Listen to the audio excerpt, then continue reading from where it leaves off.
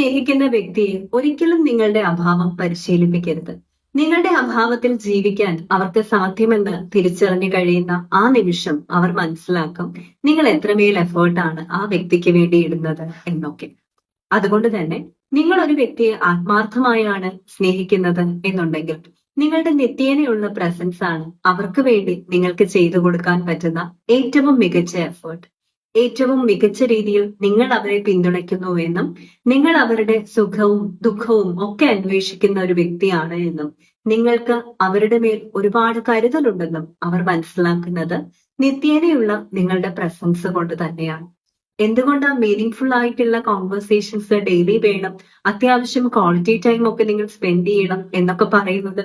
കാരണം അതിലൂടൊക്കെ മാത്രമാണ് നിങ്ങൾ ഒരു ബന്ധത്തിന്റെ ആഴം നിശ്ചയിക്കുന്നത്. ആ വ്യക്തി പറയാതെ തന്നെ ആ വ്യക്തിയുടെ വിഷമങ്ങളെ മനസ്സിലാക്കാൻ കഴിയുന്ന പാകത്തിൽ നിങ്ങൾ മാറുന്നത്. ഒരു വ്യക്തിയെ എത്രമേൽ ആഴത്തിൽ സ്നേഹിക്കാൻ കഴിയുമെന്ന് സ്വയം മനസ്സിലാക്കുന്നത്.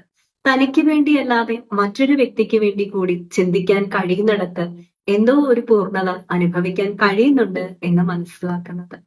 നിങ്ങൾ ഒരു വ്യക്തിയെ ആത്മാർത്ഥമായാണ് സ്നേഹിക്കുന്നതെങ്കിൽ ആ വ്യക്തിയെ ഒരിക്കലും നിങ്ങളുടെ അഭാവത്തിൽ പരിശീലിപ്പിക്കരുത്.